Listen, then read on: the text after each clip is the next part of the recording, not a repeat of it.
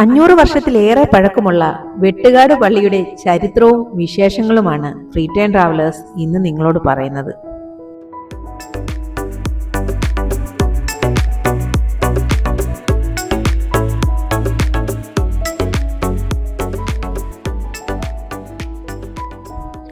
കേരളത്തിലെ പ്രധാന ക്രിസ്ത്യൻ തീർത്ഥാടന കേന്ദ്രങ്ങളിൽ ഒന്നാണ് വെട്ടുകാട് ദേവാലയം.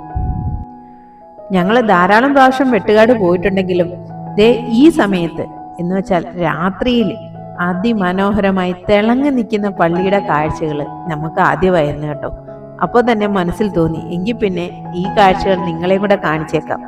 അതിന് കുറച്ച് ചരിത്രമുണ്ടല്ലോ, അതും പറയാം. തിരുവനന്തപുരം ഇന്റർനാഷണൽ എയർപോർട്ടിൽ നിന്ന് 3.5 കിലോമീറ്റർ ദൂരത്തിലും സെൻട്രൽ റെയിൽവേ സ്റ്റേഷനിൽ നിന്ന് 8.5 കിലോമീറ്റർ ദൂരത്തിലുമാണ് ഈ പള്ളി ഉള്ളത്. ഇവിടെ നിന്നും ശംഖുമുഖം ബീച്ചിലേക്കാവട്ടെ വെറും 2 കിലോമീറ്ററും. അതുകൊണ്ട് തന്നെ തിരുവനന്തപുരത്തെ ഒരു പ്രധാന തീർത്ഥാടന കേന്ദ്രമാണ് ഈ പള്ളി. ജാതി മത ഭേദമന്യേ തിരുവനന്തപുരം കാണാൻ വരുന്ന എല്ലാവരും ഈ പള്ളിയിലും വരാറുണ്ട്. റോമിലെ പുരാതന പള്ളികളെ അനുസ്മരിപ്പിക്കുന്ന തരത്തിൽ നൂറ്റാണ്ടുകളുടെ ചരിത്രമുറങ്ങുന്ന പള്ളിയാണ് വെട്ടുകാട് മാദ്രെ ദേ ദേവൂസ് ദേവാലയം. മാദ്രെ എന്ന ഇറ്റാലിയൻ വാക്കും ദേ ദേവൂസ് എന്ന പോർച്ചുഗീസ് വാക്കും ചേർന്നാണ് മാദ്രെ ദേ ദേവൂസ് ദേവാലയം എന്ന് ഇതിന് നാമകരണം ചെയ്തത്. മാദ്രെ ദേ ദേവൂസ് എന്ന് വെച്ചാൽ ദൈവത്തിന്റെ അമ്മ എന്നാണ് അർത്ഥം. ഇനി നമുക്ക് കുറച്ച് പള്ളിയിലെ കാഴ്ചകൾ കാണാം. ഇത് കണ്ടോ, താഴെ ഒരു വിശാലമായ മ്യൂസിയം ഇവിടെ ഒരുക്കിയിട്ടുണ്ട്. അതിലോട്ട് കടക്കുന്ന എൻട്രൻസ് ആണിത്. അപ്പോ മ്യൂസിയത്തിന്റെ കാഴ്ചകളും വിശേഷങ്ങളും പറഞ്ഞതിന് ശേഷം നമുക്ക് പള്ളിയുടെ ചരിത്രത്തിലേക്ക് പോകാം കേട്ടോ. ഈ വെട്ടുകാട് പള്ളിയുടെ ചരിത്രവും പൗരാണികതയും ഒക്കെ മനസ്സിലാക്കാൻ ഈ മ്യൂസിയം നമ്മൾ ഒരു വട്ടം കണ്ടാൽ മതി. പള്ളിയോട് ചേർന്ന് കുരിശടിക്ക് സമീപത്തായിട്ടാണ് മ്യൂസിയം ഉള്ളത്. മുൻ വർഷങ്ങളിൽ പ്രദക്ഷിണത്തിന് ഉപയോഗിച്ച ക്രിസ്തുരാജ തിരുസ്വരൂപവും ഇവിടെ സൂക്ഷിച്ചിട്ടുണ്ട്. പഴയ പള്ളിയുടെയും കുരിശടിയുടെയും മാതൃക അതേ രീതിയിൽ തയ്യാറാക്കിയാണ് സ്ഥാപിച്ചിരിക്കുന്നത്. ഇതൊക്കെ കാണുമ്പോഴേ നമുക്ക് പഴയ പള്ളിയുടെ ഒരു കൃത്യമായ രൂപരേഖ തന്നെ മനസ്സിലാവാം കേട്ടോ. പള്ളിയിലെ വിവിധ ചടങ്ങുകൾക്കായി വൈദികർ ഉപയോഗിക്കുന്ന വസ്ത്രങ്ങളും സാമഗ്രികളും മ്യൂസിയത്തിൽ പ്രദർശിപ്പിച്ചിട്ടുണ്ട്. അതിലൊക്കെ ഞങ്ങളെ ആകർഷിച്ചത് മോശ ചെങ്കടൽ വിഭജിക്കുന്നു എന്ന് കാണിച്ചിട്ടുള്ള ഈ ഒരു നിർമ്മിതിയായിരുന്നു. എന്ത് ഭംഗിയാണെന്നോ ഇതിന്റെ ഇടയ്ക്കൂടി ഇങ്ങനെ നടന്നു പോകാൻ. നിങ്ങൾക്ക് തന്നെ കാണുമ്പോൾ മനസ്സിലാവും, ശരിക്കും നമ്മൾ നടുക്കടലിലൂടെ നടക്കുന്ന ഒരു പ്രതീതിയാണ് നമുക്ക് ഇവിടെ നിന്ന് കിട്ടുന്നത്. ഏതോ ഒരു മായിക ലോകത്ത് എത്തിപ്പെട്ടതുപോലെ. മ്യൂസിയത്തിന്റെ ഭിത്തിയിൽ ഓരോ കാലഘട്ടത്തിലായി ലോകത്തിന്റെ വിവിധ ഭാഗങ്ങളിൽ നടന്ന അത്ഭുതങ്ങളും രേഖപ്പെടുത്തിയിട്ടുണ്ട്. തൂണുകൾ, കൈമണി, മണി, വിളക്ക് തുടങ്ങിയ പുരാതന വസ്തുക്കളും ഈ മ്യൂസിയത്തിൽ സൂക്ഷിച്ചിട്ടുണ്ട്. സന്ദർശകർക്കായി 2 ചാപ്പലുകളും ഇവിടെ ഉണ്ട് കേട്ടോ. പക്ഷേ അതിനകത്തോട്ട് നമുക്ക് ക്യാമറ അനുവദിക്കില്ല. അതുകൊണ്ട് എനിക്ക് അകത്തെ കാഴ്ചകൾ നിങ്ങളെ കാണിക്കാൻ പറ്റിയിട്ടില്ല. ഒരേ സമയം 200 പേർക്ക് വരെ ഇരിക്കാവുന്ന തരത്തിലുള്ള ചാപ്പലുകളാണ് ഇതിനകത്തുള്ളത്. പൂർണ്ണമായും ശീതീകരിച്ച ഈ മ്യൂസിയവും ചാപ്പലുകളും archbishop reverend Thomas J നെറ്റോയാണ് ഉദ്ഘാടനം ചെയ്തതും വെഞ്ചരിച്ചതും. സത്യം പറഞ്ഞാല് ഈ പള്ളിയിൽ ഇത്രയും നല്ലൊരു മ്യൂസിയം ഉണ്ടെന്നുള്ള കാര്യം ഞങ്ങൾക്ക് അറിയില്ലായിരുന്നു. ഞങ്ങള് അല്ലാതെ തന്നെ ഏതോ ഒരു നിയോഗം പോലെ അവിടെ എത്തിപ്പെട്ടതാണ്. ആദ്യം ഇവിടെ കയറിയപ്പോൾ സത്യത്തിൽ ക്യാമറ പോലും നമ്മൾ ഓണാക്കിയിട്ടില്ലായിരുന്നു. നമുക്കറിയില്ല എടുക്കാൻ പറ്റുമോ ഇല്ലയോ ഒന്നും അറിയില്ലായിരുന്നു.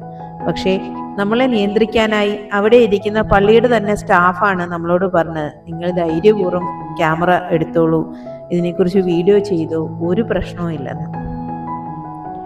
ഒരുപക്ഷെ രാത്രി ആയതുകൊണ്ടാണോ ഇതിന് ഇത്രയും ഭംഗിയെന്ന് ഞാൻ ചിന്തിച്ചു പോയി.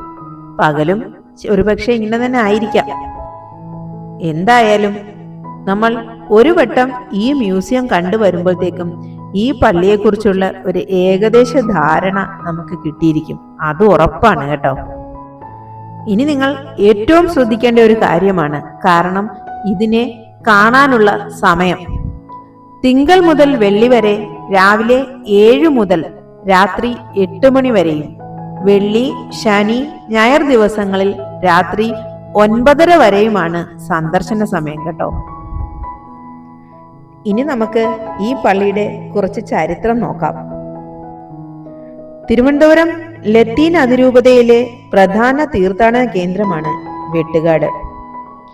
ഭാരതത്തിന്റെ 2ാം അപ്പോസ്തലൻ എന്നറിയപ്പെടുന്ന വിശുദ്ധ ഫ്രാൻസിസ് സേവ്യറിന്റെ പാദസ്പർശത്താൽ അനുഗ്രഹീതമായ പുണ്യഭൂമിയാണ് വെട്ടുകാടെന്നാണ് വിശ്വസിക്കപ്പെടുന്നത്. പോർച്ചുഗീസ് മിഷണറിമാരുടെ വരവിന് മുൻപ് തന്നെ വെട്ടുകാട്ടിൽ ഒരു ജപാലയം ഉണ്ടായിരുന്നതായും ഒരു ക്രൈസ്തവ സമൂഹം ഇവിടെ നിലനിന്നിരുന്നതായും പാരമ്പര്യ വിശ്വാസമുണ്ട്. കന്യാമറിയത്തിന്റെ നാമത്തിലാണ് ഇവിടുത്തെ ദേവാലയം സ്ഥാപിതമായിരിക്കുന്നത്. അങ്ങനെ പള്ളിയെക്കുറിച്ചുള്ള വിശേഷങ്ങളും കുറച്ച് ചരിത്രവുമൊക്കെ അറിഞ്ഞതിന് ശേഷം നമ്മൾ തിരിച്ചിറങ്ങി കേട്ടോ. കാരണം പള്ളിക്കകത്ത് കയറണമെങ്കിൽ നമ്മൾ ഇതിന്റെ ഓപ്പോസിറ്റ് സൈഡ് എത്തണം. നമ്മുടെ കടലിന് അഭിമുഖമായിട്ടാണ് പള്ളി സ്ഥിതി ചെയ്യുന്നത്. അങ്ങനെ നമ്മൾ വെളിയിലിറങ്ങി നടന്നതേ പള്ളിയുടെ മുൻവശമെത്തി. ഇതാണ് കേട്ടോ പള്ളിയുടെ മുൻഭാഗം. രാത്രി ആയതുകൊണ്ടാണോ എന്നറിയില്ല, എത്ര കണ്ടാലും മതിവരാത്ത ഒരു സൗന്ദര്യമായിരുന്നു പള്ളിക്ക്. നമ്മളെ അകത്തേക്ക് വല്ലാതെ ആകർഷിക്കുന്ന ഒരു ഫീലും. 1942 ക്രിസ്തുരാജന്റെ തിരുസ്വരൂപം ഇവിടെ സ്ഥാപിക്കുന്നത്. ഇടവക അംഗമായ റവറൻ ഫാദർ CM ഹിലാരിയുടെ പൗരോഹിത്യ സ്വീകരണത്തിന്റെ ഓർമ്മയ്ക്കായി അദ്ദേഹത്തിന്റെ മാതാപിതാക്കളാണ് ക്രിസ്തുരാജ സ്വരൂപം ഇടവകയ്ക്ക് സമർപ്പിച്ചത്. അങ്ങനെ നമ്മൾ സ്റ്റെപ്പുകൾ കയറി ദേ പള്ളിയുടെ അകത്തോട്ട് കടന്നു. ശരിക്കും അതിന്റെ വാതിലിലെ കൊത്തുപണികൾ തന്നെ ഒന്ന് കാണേണ്ടത് തന്നെയാണ് കേട്ടോ. രാത്രി ആയിരുന്നിട്ടും ഞങ്ങൾ ചെന്നപ്പോൾ ധാരാളം സന്ദർശകര് ഈ പള്ളിക്കകത്തുണ്ടായിരുന്നു കേട്ടോ. ഒരു മെഡിറ്റേഷൻ റൂമിൽ എത്തിപ്പെട്ട ഒരു ഫീലാണ് അവിടെ എൻട്രൻസ് കയറിയപ്പോൾ തന്നെ എനിക്ക് തോന്നിയത്. വാതിലിലെ കൊത്തുപണികളും മേൽക്കൂരയിലെ ചിത്രപ്പണികളും ഒക്കെ ഒന്ന് കാണേണ്ടത് തന്നെയാണ്. പള്ളിയിലിരിക്കുന്ന മുഴുവൻ പേർക്കും കാറ്റ് കിട്ടത്തക്ക രീതിയിലുള്ള വലിയ ലീഫുകളോട് കൂടിയ ഫാനുകളും ഇവിടുത്തെ ഒരു പ്രധാന ആകർഷണം തന്നെയാണ് കേട്ടോ. ഈ പള്ളി പുതുക്കി പണിയാൻ വേണ്ടി 2009 ശിലക്കല്ലിട്ടു. 2018 അത് പൂർത്തീകരിക്കുകയും ചെയ്തു കേട്ടോ.